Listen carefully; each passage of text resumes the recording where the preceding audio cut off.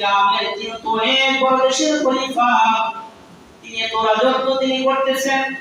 2 number প্রশ্নের জবাব, তুমি অফিসে কেন 7 দিন করে একদিন কেন যাও না? কোরআনের মুমিন হযরত ওমর, আমি কেন যাই না আপনি শুনেন, আপনি শুনেন আমি কেন যাই না।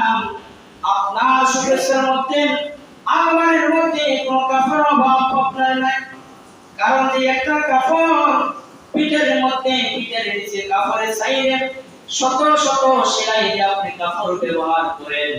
আর আমি এত বড় পৃথিবীর খলিফা, এত বড় দেশের খলিফা আমি একজন, কিন্তু আমার একটা কাপড় শুধু, আমার আর কোনো কাপড় নাই।